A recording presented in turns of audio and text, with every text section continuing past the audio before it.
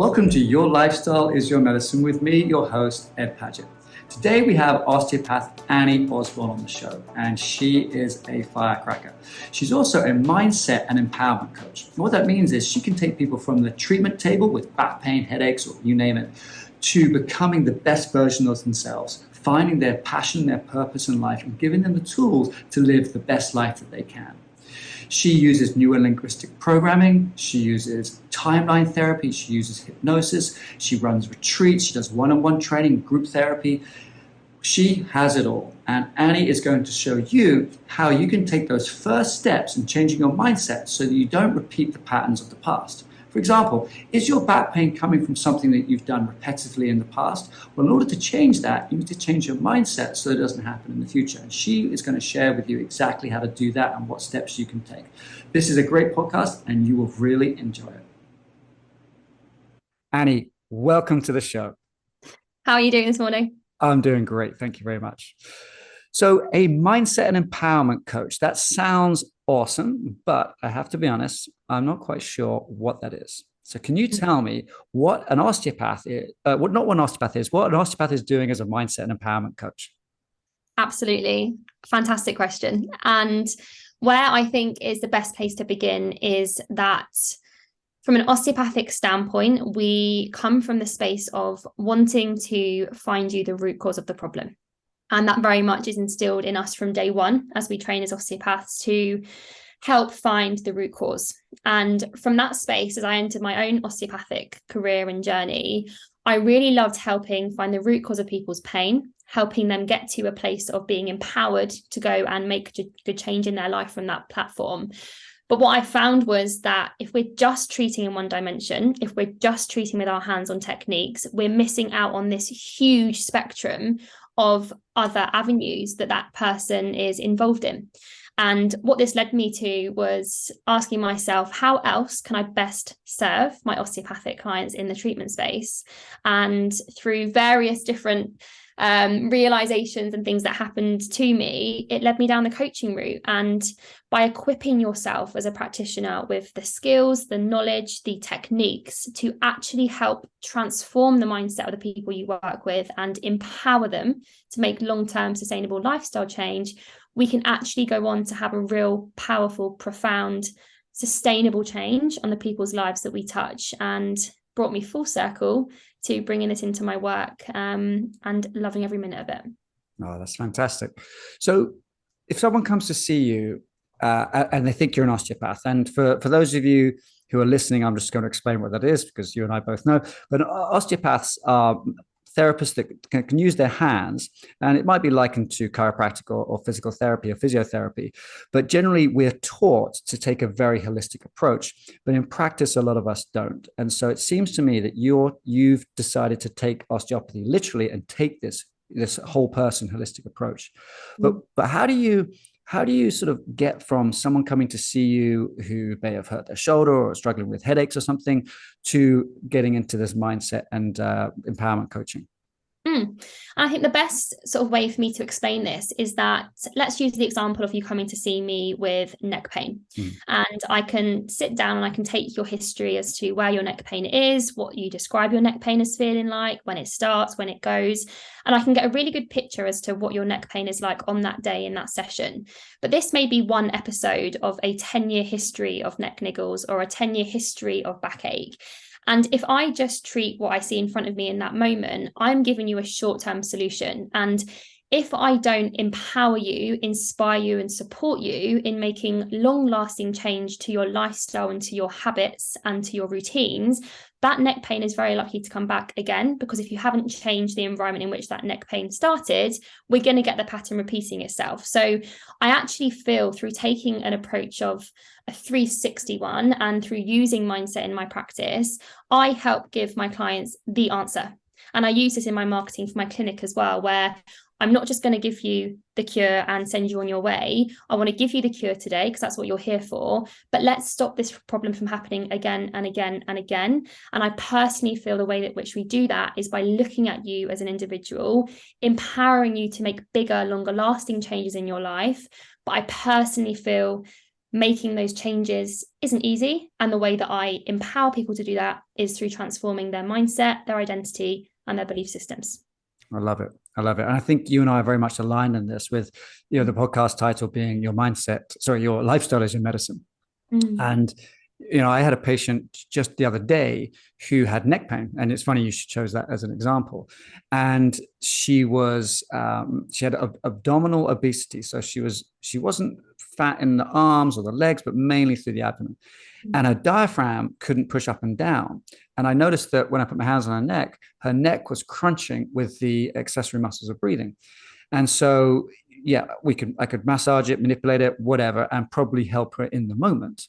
But you're right, long term, the way for her neck pain to go completely would be for her to address her abdominal obesity, which is probably due to her either her stress levels, the way she's sleeping, what she's eating, and potentially the way she exercises. But in order to get someone to change those areas of their lives, I have to change their mindset. Is this what resonates with you as well? Absolutely. Yeah.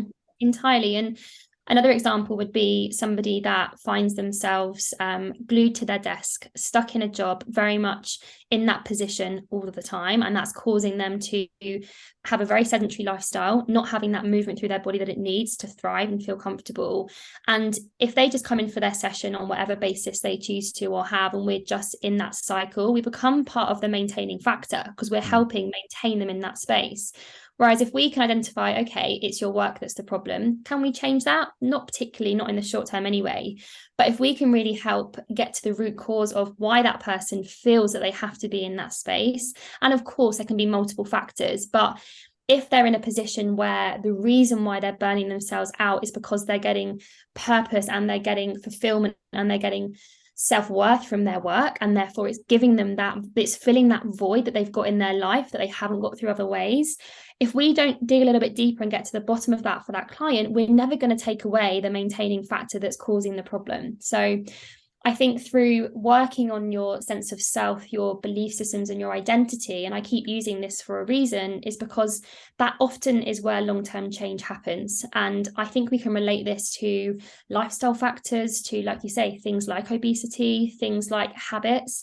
Often there's a deeper void that's not being filled, that we are using other things to soothe and to medicate in a way. And I really feel that by addressing mindset within this healthcare space, we can really help position our clients to be in a position to make long-term changes. Mm-hmm. So how did you come to this yourself? You mentioned at the beginning through some personal experiences. Did you have something happen, or did you sort of discover something in yourself that led you down this path? Yeah, so I think a few different things to mention here. I think very much when I was at school way back then, I was very much pushed into the do medicine, do medicine, do medicine. And if I'm being honest, I think it came from a reputation standpoint of the school that I was in. They wanted to have someone that did medicine. Mm-hmm. And I explored this avenue. But whenever I would attend the universities and delve into this, I would think, something's missing, something's lacking. And as I got clear on this, what it was that they weren't treating the root cause. They were firefighting, and they were just helping that patient and putting a plaster on the problem. And this is no disrespect to medics. I have huge respect for what it is that they do. But in terms of my values of really wanting to empower change and wanting to actually give them the answer, it didn't align. And when I came across osteopathy, looking at the whole person, providing them a long-term solution, that really resonated with me. And I think as I've gone through my journey as an osteopath and stepped into clinic, I've seen that actually when we sit down, take the time to listen to a patient, actually ask them, what is it you want to achieve? What is the bigger vision or your bigger purpose for being here? And now your pain's gone. What is it you want to achieve? Actually, something changes both in their face visually and in their energy spiritually. And you suddenly hold space for them to expand their belief system on what's possible. And I just get such a buzz out of helping people show up in the best way and achieving bigger things, and to be part of that journey for that client and that patient, and seeing them go from somebody in pain and feeling very stuck to somebody that has transformed their health, going on to achieve incredible things and is living life to their full potential. That is so fulfilling. And I think that drives me to want to show up every day in this space. I love it. I've got goosebumps. I don't want to get too spiritual on you, but I believe that we are here to have an experience. And that experience is a physical experience. And, most religions believe that we are spirit, and so do I. And spirit within this physical can get distracted by pain, and it focuses on pain, and it stops us from having that physical experience that we want to be down on this earth and to do all those amazing things we want. And I've actually written it out somewhere where I'm like, my mission is to help people be free of pain so they can be the best they can be and have the best experience on the earth they can have. And you were just saying almost the same thing. It's brilliant. Absolutely. I think that's why we've resonated and connected. So I do think we have that same mission and that why. And it's so true. And the way that I view it is that we all have, and again, very welcome to get into the spiritual space, but we all have our energy and our frequency. We know that energy is a frequency. We vibrate at different levels. And whenever we have anything in our energy field that is almost like a grey cloud, if you can visualize that in amongst the stardust that we are, that is draining your energy. That is impacting your ability to attract and to manifest. And it's lowering your vibration. Pain is one of them. Poor nutrition is another, lack of movement is another, poor sleep, and mindset certainly underpins a lot of those things. And, we can kind of link health and pain and purpose all in one kind of beautiful mix together. And yeah, I think that's what gives me a bigger mission and purpose behind what I do in clinic is actually, how can I take this individual in front of me who is here for a reason? We won't delve into that, but they're here on this planet and living their life. And how can we take a step back and actually allow them to reflect inwards and ask themselves, what's happened to me, or what system have I got myself caught into that is not allowing me to thrive, not show up in the best way, and holding me back from my potential? Because if we can unlock even 1% of what that is, if we all did that on this planet, can you imagine the ripple effect of that? Huge. And I just feel when you are empowered and when you've got self-belief and when you have self-worth, you've suddenly got that fire in your belly and that passion where you can go on to dare to dream and to achieve huge things. And this adds a whole nother level of purpose behind what it is that we do. But it all feeds into living a fulfilling life. And I really think this puzzle piece comes in really beautifully in helping people feel fulfilled and, quite frankly, enjoy their lives. I love it. I love it so much. And you come across as a super positive person and high energy as well. But what do you do with people who are just a bit sort of I call them Debbie Downers? It's like, well, I've got the mortgage, I've got the kids, and so on. I haven't got time to think about my life's purpose. All I got to do is grind through this week or month. Do you have people like that you've managed to help see the bigger picture, or what do you do? Absolutely. And it is a challenge. And I think the first thing that I always enter this space into is that person is like that for a reason. It may have been something they've gone through as a child themselves. It may have been some trauma they've experienced that has caused them to retreat inwards. It may have been some abuse. It may have been even just limiting beliefs that they adopted as a youngster that they've held dear to them. And they don't allow themselves to be a full expression of themselves through safety, protection, and a defense mechanism. So the first thing is that I hold a lot of respect for those people, because it's not very often that it's just the way they are. It's a product of the life that they've had and the experiences that they've had from a first standpoint. So I think recognizing that initially can be quite powerful. And I think for somebody that is very much in the other direction, I think you've got to start small. And often that first domino, if it is touched and launched into action, can then lead to other things to come. So there's no way in the first session, if someone was in that space, I'd start speaking about purpose and mission and passion and all of these other things. But actually, if you could just start with something very, very simple, like asking yourself in the evening, what is it I'm grateful for today? That can have a profound impact on how that person views their life, how that person views their opportunities, and actually can be the trigger and the catalyst to actually spark amazing change. And if the next time they come in, you ask them a few of their gratitude pieces and they dare to share it, and you see that little sparkle light up in them, and in the end of that session, you say to them, next time, why don't you have a think about, what it is that you might want to do that you could add into your life that would add a bit more passion and enjoyment to it. And they go, oh, do you know what? Actually, I love to dance. And I say, right, your challenge before you see me next time is to actually twice a week, put on your best music and dance in your room, come back and let me know how you get on. And suddenly you've opened the gates to that person expressing themselves authentically. And little by little, you can slowly start to unravel the authenticity in that individual. And you can create quite powerful shifts in a short amount of time if you hold space for the angle in which you need to approach that person. I love it. I love it. I wouldn't, I haven't gone down that exact road with my clients, but what I've noticed is that every now and again you'll get someone who comes in a little bit sort of downtrodden. And when I was back in Calgary, corporate Calgary is very much to do with the oil patch and people working as engineers and so on. I remember this one client springs to mind, and he was slightly overweight. He wasn't sort of happy with life. He had back pain, a lot of complaints. And I asked him about yoga, and he's like, nah, I'm not really interested in yoga. I said, well, it would be one way to get your whole body moving again and flexible and so on. And I sent him off. I didn't think much of it. He only came for that one treatment. And this sometimes happens. You just don't know what happens to people.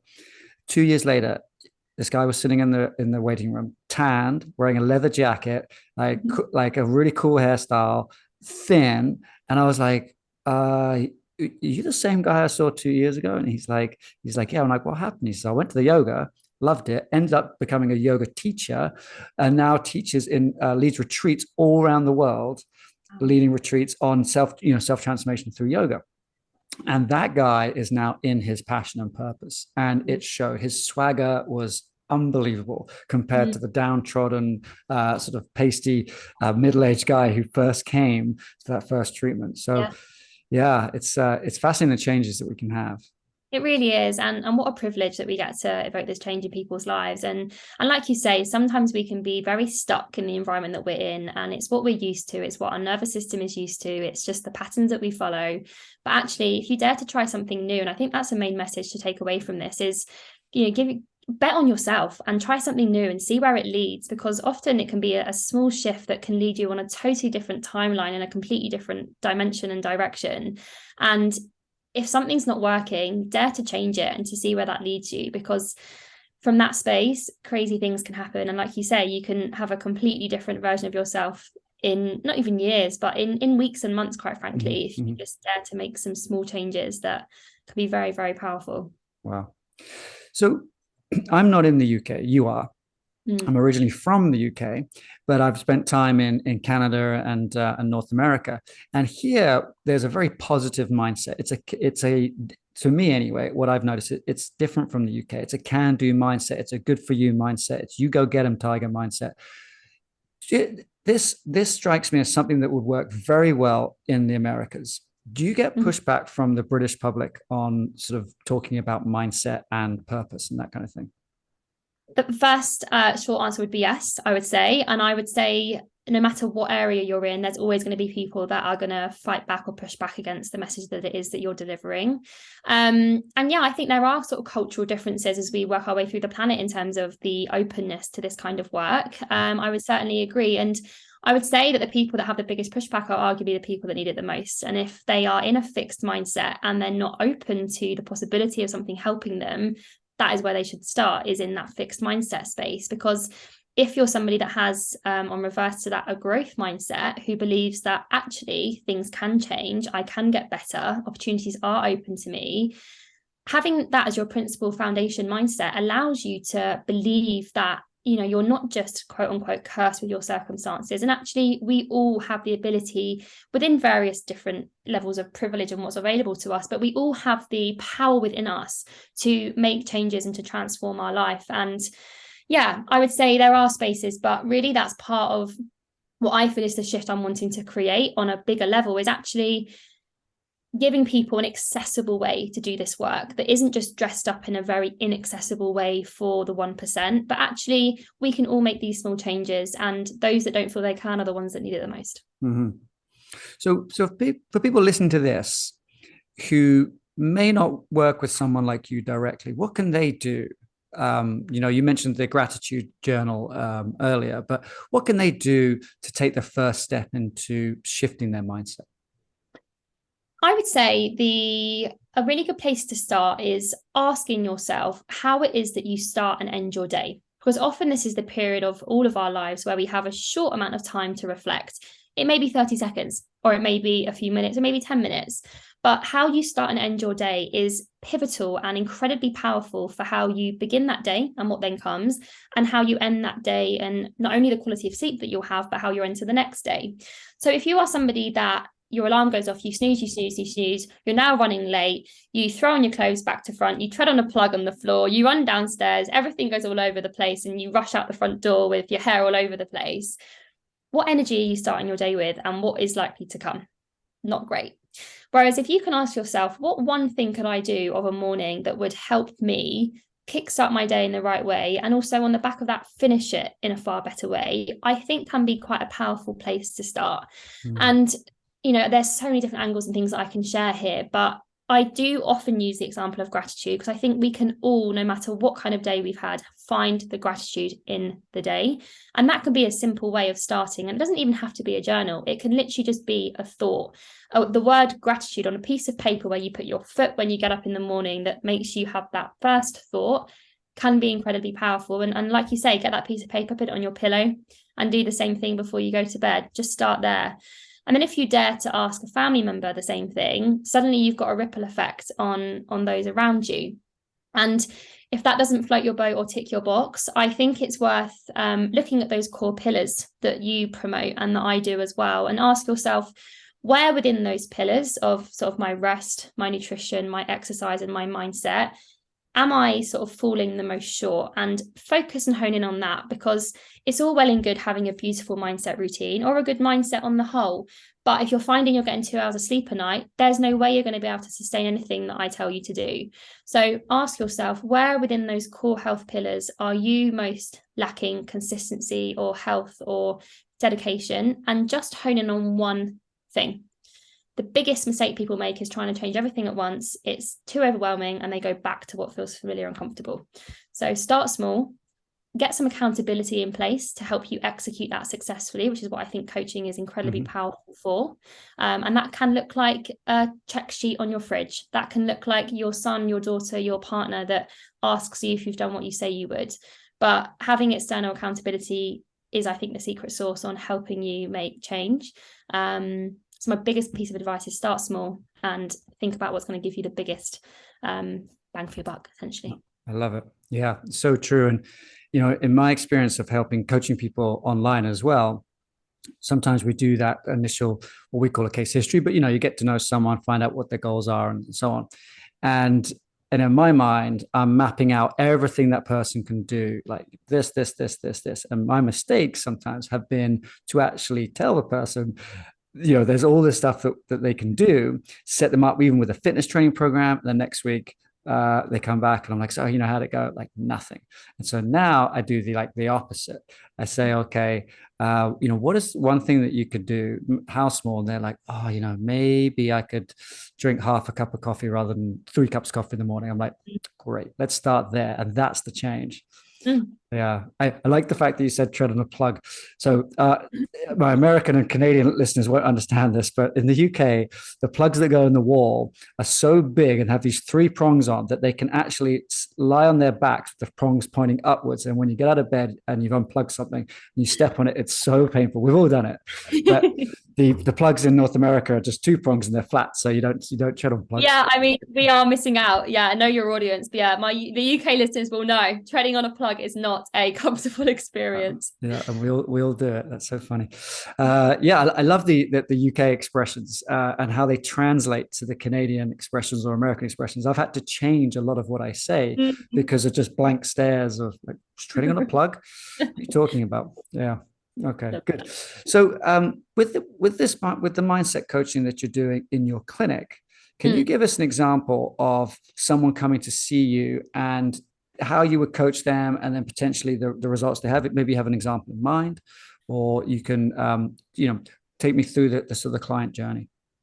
Yeah, absolutely. So an example may be a common thing that we get within our clinics as osteopaths is people with lower back pain, and they may come in perhaps in an acute episode. That's when the pain is really ramped up. They're having a real sharp episode of pain, and they come in and their initial intentions and desires from that session is, please just get me out of pain.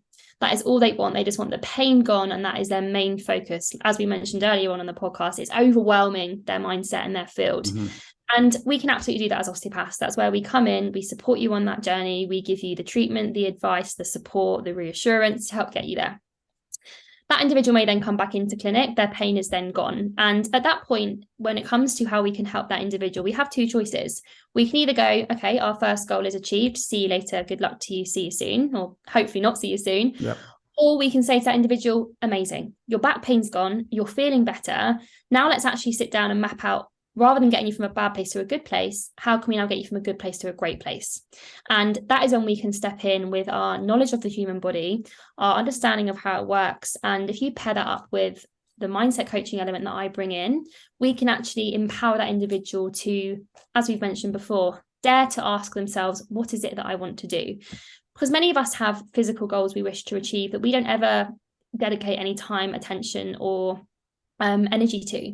And if someone's sitting there and, let's just use the example of someone who is wanting to run a marathon, let's use that one, but they tell themselves, I could never do that. I'm not the kind of person that could do that. I couldn't possibly stick to that routine. And they instantly shut down a deep desire they may actually have within them. Not everyone does, but some may.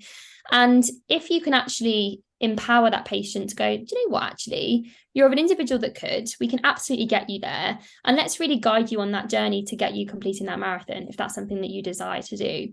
And it goes beyond just giving them the plan and sending them on their way. It's enabling them and helping them become the version of themselves that can run that marathon, that has the positive self-talk, that gives them the confidence to do that, that has taken away those limiting beliefs of the reasons why they couldn't possibly do it, and that has enabled them to shift their identity from someone that could never possibly run a marathon to somebody that absolutely could and that could do it incredibly well. And you can swap marathon for anything, anything that person desires, whether it's a physical goal or whether it's something they want to achieve in their life.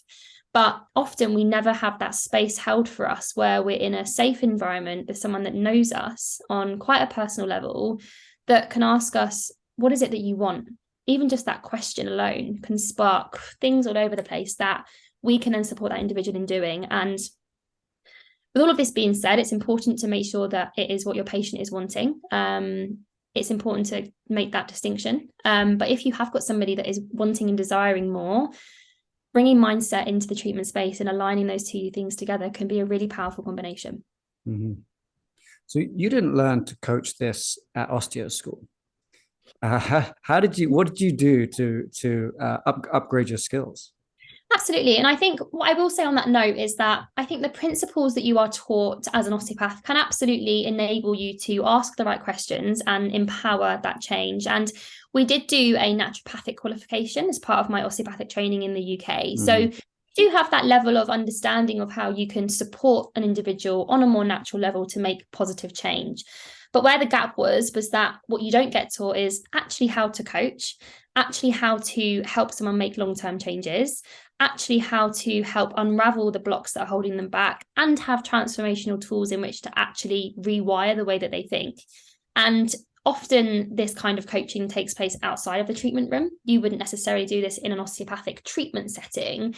But if someone is wanting to have that change, that can absolutely take place in a different setting, online, etc. And it was through lockdown when I kind of connected to this part of me that was hungry to get skilled in this space, which led me on to a qualification in NLP, timeline therapy, hypnosis, and coaching. And what that gave me was actually the knowledge, the skills, and the techniques to not just help people and point them in the right direction, but to actually have powerful subconscious mind reframing techniques and tools that helps shift the way that we think and rewire that subconscious mind in a way that empowers us to make change. So you mentioned NLP, that's neuro-linguistic programming. People may be familiar with that one. Timeline therapy, what's that? Lovely question. I love answering this one. Timeline therapy is a coaching process and modality whereby we, in a nutshell, we visualize a timeline. We are in our present, we have our future in one direction and our past in the other. And it's a a process in which we enable ourselves to reframe events that may have happened to us in our past.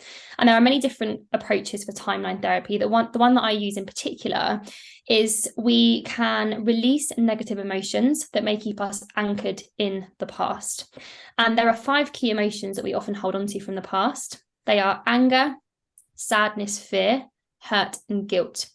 And very often there may be an event that happened to us in our childhood even, which is when we first felt that emotion. And that then creates what we call a gestalt and an anchor from that first event all the way up till now, where our nervous system builds up this picture of what anger is. And often we can get triggered in the present through actually things that happened to us years and decades ago. And if we can, on a subconscious level, reframe one of those first events, let go of the emotion and actually extract all of the positives that we got from that past event, it allows us to let go, take all of the teachings and learnings from what we've been through, but allow ourselves to be released from the anchor that is holding us into a past version of ourselves.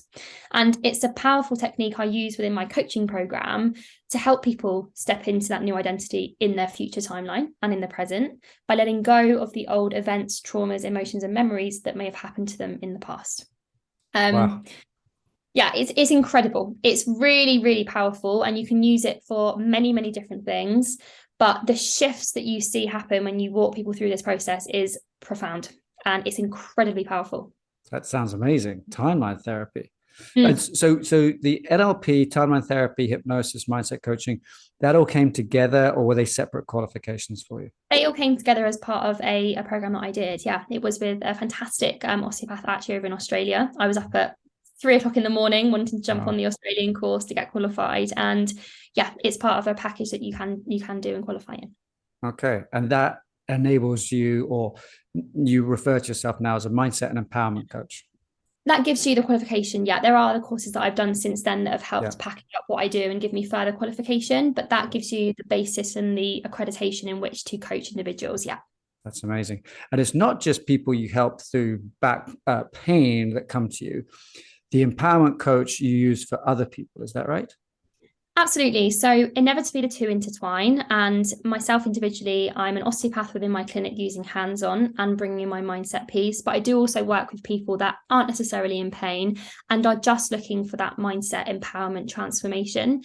And that is a 12-week program that I run, helping people make those steps and make that deep transformation, whilst holding them accountable to the health, wellness, and mindset changes they wish to make. And tying that to what we said earlier with regards to giving them everything in the first session, it's 12 weeks for a reason, because in that 3-month space and that container, it enables me through those 12 contact points to actually drip in all of the things that we wish to change. We look back on that 12th week and we think, my goodness, look at what we've achieved, but we've done it intentionally, taking one small step at a time. I love it. I have a 12-week course as well. I think it's a really nice timeline to drip things out. And actually, I have my software opens up week after week like this. But if I miss one of the sessions, like the person's sick or I have something on, they can jump ahead a week. Now they've got 2 weeks access. And so what I try and do is I try and stop that from happening, because people go, oh, I was just looking at the next week's stuff. And I'm like, don't do that. Look at this week's stuff. Yeah, it's too much. Absolutely. And it is important, and it ties back to our message earlier, which is one step at a time, one small change, one small shift, and that absolutely compounds and can create huge transformation. All right. So you work one-on-one with people, but you also do some other things. Is that correct? You have your retreats and things. Can you tell us about those? Absolutely. So this kind of happened organically, where a lot of my coaching clients are coming to me saying, Annie, like, your program has been hugely transformational and has changed my life, but I'm really craving just an immersive experience where I can come together with like-minded individuals and actually have a whole day to work on myself. And we've spoken on this podcast a lot about the power of our environment, both positively and negatively. And there's something very powerful about taking yourself out of your normal environment in a safe space of like-minded individuals and immersing yourself in mindset coaching, health coaching, whatever it is that you do. And I think the power of a retreat is huge. So back in September, a few months ago from now, I launched and hosted my first retreat, which was bringing a lot of my clients together and people that hadn't worked with me, and giving them a space to reflect on their past, evaluate their present, and design their future. And what that left with was a beautiful community of women that had each other's backs, that were bouncing ideas around the room as to how they can support each other in designing what's to come, in recognizing how different things were cropping up that they were seeing repeated patterns of. And it was just such a beautiful, immersive experience. And it was a pleasure to lead that journey. And we took people through meditations and hypnosis and yoga nidra, and just the most wonderful experience. So there are many ways in which you can experience this work, and I personally really see the value in taking yourself away, changing up your environment, and investing that time in yourself. Excellent. And so what's next for you then? You've got the retreats, the one-on-one. Is there something else coming? I think I'm in this point in my journey right now where I'm really kind of retreating inwards and getting very clear on what my mission and my passion is, even more than what I'm already doing. And I'd like to really support other people in my industry to really fulfilling their full potential and becoming their own leader and helping empower them. So there's some different bits and pieces to come in that space. I also love building communities and bringing people together, because again, when you are resonating and building those connections, great things can happen. So I have a desire to bring some other courses forward in the years to come, and just continue echoing and sharing the message that you are doing with this podcast, which is that your lifestyle really is your medicine, to use your branding and your phrasing. And we can quite literally transform our lives and transform who we are by making these small changes. So I really feel passionately about that, and will continue waving this flag for as long as I shall live. Excellent. So Annie, where can people find you if they want to learn more about what you do or even work with you? Absolutely. So my main social platform is Instagram, and you can find me at Annie the Osteo, ANNIETHEOSTEO. My coaching website is cure360.co.uk, and that's 360. You can find information on there about my retreats, my coaching, and how I work as a coach as well. Cool. And it's been an absolute pleasure to have you on the show. Your enthusiasm is infectious. So thank you very much for sharing your journey with us. Thank you so much. I've loved every minute. Take care. Wow. Annie is one passionate lady. If you like this, make sure you share this podcast or this YouTube clip. Leave a comment on YouTube if you can, and also leave comments and a star rating wherever you get your podcasts.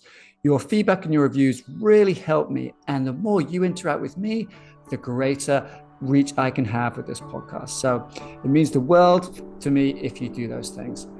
Catch you on the next episode.